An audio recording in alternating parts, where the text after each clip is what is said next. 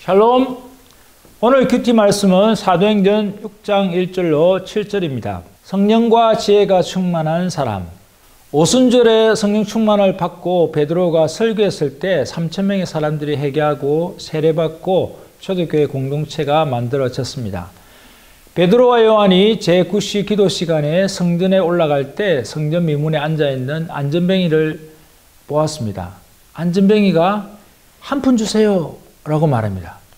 베드로가 은과 금은 내게 없거니와 내게 있는 이것을 내게 주노니 나사렛 예수 그리스도 이름으로 일어나 걸으라고 말했습니다. 안전뱅이는 성전으로 들어가면서 걷기도 하고 뛰기도 하며 하나님을 찬송했습니다. 베드로가 이 사건을 통해 예수 그리스도의 죽음과 부활에 대해 설교했을 때 약 5,000명의 사람들이 예수님을 믿습니다.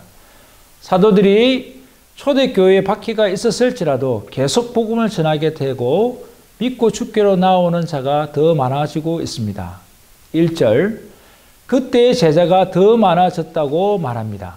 초대교회에 믿는 제자의 수가 계속 증가합니다.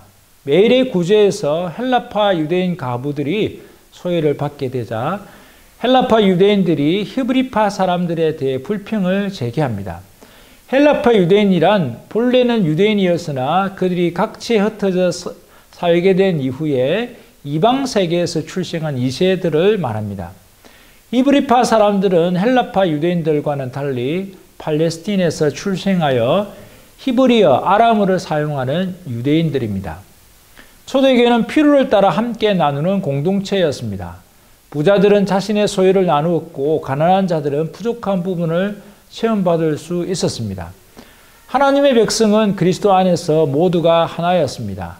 하나님은 의지할 데 없는 가부들을 돌아보라고 하셨고 유대인들은 이러한 아름다운 전통을 계속 이어갔습니다.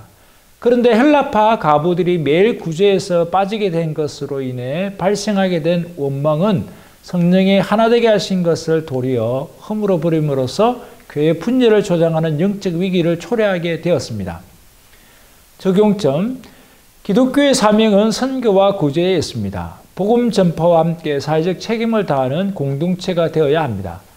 복음 전파와 함께 사회적 책임을 다할 때 세상 사람들이 기독교를 새로운 관점으로 보게 될 것이고 마음의 문을 열게 될 것입니다.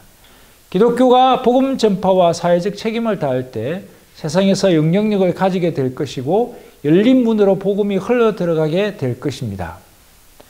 2에서 4절, 12사도가 모든 제자들을 소집한 후에 자신들이 구제하는 일 때문에 말씀 사역을 등한시하는 것이 마땅치 않음을 밝힙니다. 성도들 중 성령과 지혜가 충만하고 칭찬받는 사람 7을 따로 선출하라고 말합니다.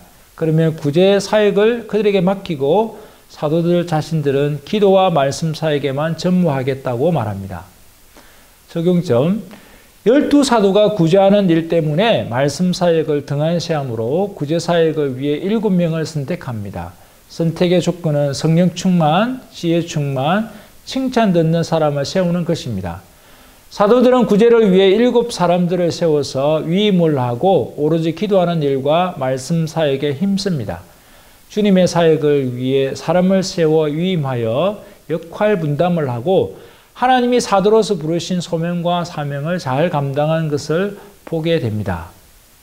5에서 6절, 모든 성도의 무리가 사도들의 제안을 기뻐합니다. 성도들이 믿음과 성령이 충만한 스데반과 빌립, 브로고로, 니가노르, 디몬, 바메나 그리고 이방인 출신으로서 유대교에 입교했던 니골라를 선출합니다. 사도들이 기도하고 선출된 7 사람들을 안수하여 세웁니다. 적응점, 사도들이 믿음과 성령이 충만한 스데반, 빌립, 브로고로, 니가노로, 디몬, 바메나, 니골라를 세웁니다. 예루살렘 초대교회가 세운 7 사람들은 단순히 집사로서만 아니라 선지자와 전도자로서의 사역도 감당했습니다. 성경학자들은 단순히 7 집사로만 규정하기보다는 7 사역자로 규정할 수 있다고 말합니다. 7절, 하나님의 말씀이 점점 왕성하여 갑니다. 그리하여 예루살렘의 제자의 수가 급속히 증가하고 심지어 많은 제사장들까지도 믿게 됩니다. 적용점, 사도들이 7명의 영적 지도자를 세움으로 자신들은 기도하는 일과 말씀 사역에 전념할 수 있었습니다. 선택받은 7명의 영적 지도자들은 구제 사역을 감당했습니다. 영적 질서가 바로 세워졌을 때 복음 사역에 힘이 있었고 믿는 사람들이 많아지기 시작했습니다. 그때 당시에 유대교를 지탱하는 영적 지도자라고 할 수 있는 제사장들도 복음을 받아들이기 시작했습니다. 제사장들은 주로 성전에서 제사를 드리는 일에 관여하는 사람들로서 동물을 통한 희생제사가 그들의 주 업무였습니다. 그런데 기독교의 신앙은 성전 희생제사를 더 이상 필요 없는 것으로 간주했습니다. 제사를 드리는 일로 생계를 유지했던 제사장들이 복음을 받아들였고 그들의 삶이 변화되었다는 것은 놀라운 일입니다. 예수 그리스도의 복음이 들어가는 개인과 공동체에는 놀라운 영적 변화들과 사회적인 변화들이 일어날 것입니다.